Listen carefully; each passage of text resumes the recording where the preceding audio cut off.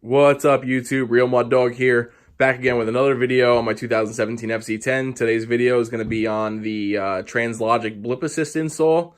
This is installed to the best of my knowledge, and it's a clean job. It's, in my opinion, the easiest way to do it. All right, so I'm going to show you how to do it. The job's 95% done. I actually can put the airbox and the gas tank and all that stuff back on right now. I'm just shooting this video before I do that. There's one thing left to do, and I'll get into that in about a minute. All right, so we'll start here where I located the Blip Assist ECU. This right here is the area where the exhaust servo was located, the stock cables for the exhaust. Obviously, that's deleted. This is the plug for it. So I placed the ECU in the compartment where the exhaust servo was. I had to modify it a little bit. This plastic piece came out and came down. So I took a Dremel and just cut the plastic piece out. Nice and easy, and the Blip Assist sits nice and flat right in here, and the cables are able to lay flat coming out of the ECU. All right, there's not a lot of room underneath the tail to locate to put anything, so this is, in my opinion, the best place to put it. You could argue that you could put it right here next to the battery, but again, that's going to be tight, and it just wasn't going to work for me. So we'll start here where the cable's going to the front of the bike. ECU lays here. The cables run down next to the battery, along the frame, underneath the gas tank mount and the seat clip here. They run under here. They come down, all zip tied nice and tight, all down, right along the frame, around the right side of the motor, right next to the valve cover, and they come down, and the last zip ties here. Now, here's your two plugs that run into the motor. One plug right here. This goes to the throttle bodies, to the mechanical side with your mechanical cables, not this side. This is the motor operated side. It does not go here. It does not go here. It goes right here to the mechanical side of the throttle bodies. The other plug goes to one of the coils. Okay, you have a coil, the spark plug here, here, here, and here. Now these are labeled wrong. I have it backwards. This is actually 1, 2, 3, and 4. The Translogic says you can plug it into any coil, so it doesn't matter. It doesn't have to be cylinder number 1. Doesn't have to be cylinder number 4. It can be any coil you want. I ran it to cylinder number 3 because it's the easiest access coil that I just figured it would be the easiest to go to, because the harness plugs right into here, and it also goes to the throttle body. So it's just easier to run it, in my opinion, to cylinder number 3. Everything is nice and tight. Now the third cable that comes up through the harness is for your race warm-up button, okay? That's located right here. You put this right here on this 8mm bolt for your mirror, and the button's right here, all right? So the cable, I ran it here with the other two cables. Now there's a little gap in between the radiator and the frame, right here where these brake lines are. You can fit the cable for the race warm-up button in between the radiator and the frame right through here. It goes to the front. This is the cable right here. Now I left slack in the whole entire cable because you got to be able to turn the handlebars without anything being pulled taut.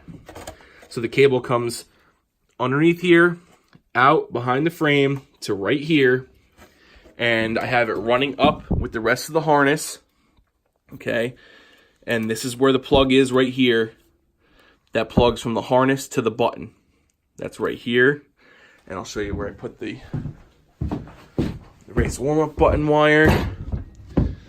The race warm-up button wire is right here. It runs down with the stock harness, and as you saw already, it clips in right here, right behind here. Now, I don't know if I'm going to tape this or not, or seal it up. I'm not sure. It didn't say anything about that in the installation, so I'm not sure what I'm going to do with it yet, but it's an open connector, all right? It's not like watertight sealed, I don't think, but this is how it's run, all right? So you can turn the handlebars either way. Nothing pulls tight. It's perfect, all right? So that's that. Now, the other cable, the fourth cable, goes to your Quickshifter. It goes to your shift rod, the Quickshifter, and the ECU. So it runs out of here, comes down. I ran it across here, down the left side of the bike, right here. Zip tied it to a hose here. It comes down, and this is where the plug sits here. Now, there's two plugs on the end of this cable here. The green and blue wire plugs into the harness that goes to the ECU. there's a red and a yellow wire that you have a adapter for, all right? That's going to plug into your stock quick shifting plug. The quick shifting plug on the FC10, I'll come around here. Before I get to that, there's a little tiny black wire that comes to this plug also. It's right here. All right, this one right here. This is your ground. You run this back up the harness to the negative terminal of the battery. They claim that's the only place you should put it to because there's a set of grounds right here that you could put it to also, but it's not directly to the battery. So I ran it back up from this harness where it clips in, back up the cable to the battery. It's nice and tight. It's perfect length, perfect cut. All right, so you just run that all nicey nice. Now, the other side of this plug, the red and the yellow wire plug, this is the shift rod. All right, I have it all installed. It fit perfectly. I didn't have to cut or nothing like that. So everything's spaced perfectly. There's the shift sensor right there. Now the wire that comes out of here is right here. So on the 2017 FC10s doesn't have the quick shifter stock, but there is a plug for it on the bike that has a dummy plug in it. And if you can see right here, there's a plastic or a rubber boot that covers a whole bunch of plugs. If you pull this boot back, the plug for the stock quick shifter is inside here. You just got to pull out the dummy plug. So you plug you plug the dummy plug, the new cable here into the dummy plug with the red and yellow wire. It's actually right, if you can see it right here. This is it, right there. So the blue and green wire gets plugged into the blue and green wire coming from the Blip ECU, and the red and yellow wire has an adapter that you plug into that, and that plugs into the stock quick shifting plug on the FZ10. All right, it's very easy. Now, if you wanted to do MotoGP shift, okay, because you can do both in this bike, you simply reverse these plugs. You put the red and yellow plug to the Blip ECU, and the green and blue wire is going to get the adapter, and that's going to go to the stock quick shifting plug. You're just reversing the wires. That's how you go from MotoGP shift to from standard shift to MotoGP shift. Okay, but I want standard shift to ride on the road and I don't ride on the track, so I'm going to keep it standard. All right, like I said, the plug for the quick shifter is in this boot right here, which is, if you can see my finger, it lays right here. There's a bunch of sensors in there.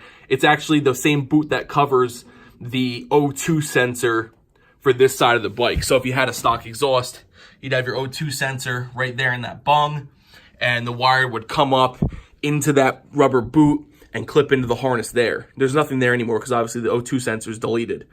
But that's the same place you'll find for the stock quick shifting harness in the FC10. All right. The quick shifting rod, the new rod, the Translogic rod's perfect. I didn't have to cut anything. As long as you follow the manual in the book or from the install kit on their website, you'll be fine. All right. Now, I didn't take this the shaft off. I kept this on. I marked it just in case I had to take this off because you want this at a 90-degree flat plane. Okay, and you also want your shifter usually at a 90-degree plane. Okay, so this is laying at 90 degrees, and this is laying at 90 degrees. It's a perfect length. I made it equal to what it was stock. All right, so now you can adjust it by loosening and tightening these screws here and here, the set screws, if you want it longer or shorter to angle this up and down. If you want this higher, you're obviously going to have to make this shaft longer. If you want it lower, make it shorter. But I kept it stock. So this lays at 90 degrees, and this shift rod, or this linkage, has to be at 90 degrees. You always want to keep it there. Okay? So that's the install on that. All right? So that's everything. Now, there's one more thing left that is troublesome. The ECU has to be, in order for the Blip Assist to work, you have to be on the brakes. Okay? You can't just downshift without being on the brake. So this is your brake sensor. Now, this, on the FZ10 only, the R1 and R6 are different. Okay? This is on the FZ and I think the MT-10. This harness intercepts right here, it's a very short wire off the harness. I don't know why they made it this short, but this intercepts the back brake plug. So this plug has to go in between here and the harness to the bike for the back brake. So this will allow, when this is plugged in, when you're on the brakes, it'll allow you to downshift, use the blip assist. It just intercepts the harness from the taillight to the actual harness on the bike. So if you're not on the brakes, the blip assist won't work. This is able to send power to the ECU when you're on the brakes to let it to downshift with the blip assist. The problem is this wire that came stock is too short. Okay, for this you can't locate it any further back. You can't locate it here. You can't locate it underneath. So this is the only place. I don't know why they made this wire this short. It needs to be like 10 inches longer. So what I'm going to do, I'm going to cut this wire right here. I'm going to put an extension piece on. So this, I can place this clip up in here in between the taillight and the taillight harness. That's where this has to go. So I'm going to wire in an extension, solder it in. It's black 22 gauge wire. So I'm going to put about a foot extension onto this. I'm going to cut it right here, put a foot extension so it can reach to intercept the back brake. The R6 and the R1 are different. You can actually intercept, you can use the front brake or the back brake. Or I'm sorry, you can only use the front brake on the R1 and R6. But the FZ10, for some reason, you could use the front or back brake to pick up the brake signal. All right?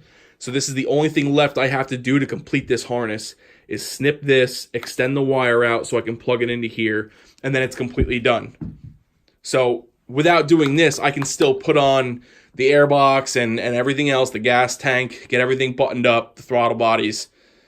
And then what I'm going to do is I'm just going to pick up a piece of wire, I'll solder this in, and extend it to here. Then the job's completely done. So it's a relatively easy job to do. I thought it was going to be a lot harder when I started doing it, but it's not.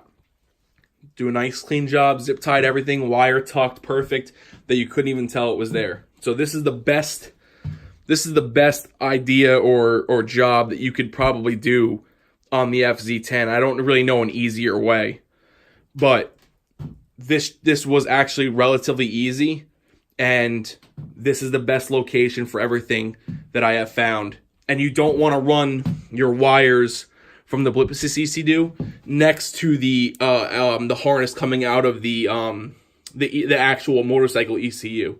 You want to try and get them separated from it. You don't want them to be near it because I guess signals, frequencies can interrupt the function of the blip assist ECU. So it's just easier if you run them down this side of the bike instead of the side where it comes right out of the harness. This is your main harness right here, right out of the back side of the ECU.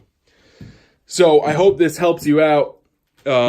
If you have any questions, comment, let me know, and I'll try and answer them. But this should be a pretty much self-explanatory video on how to do this job, quick and easy.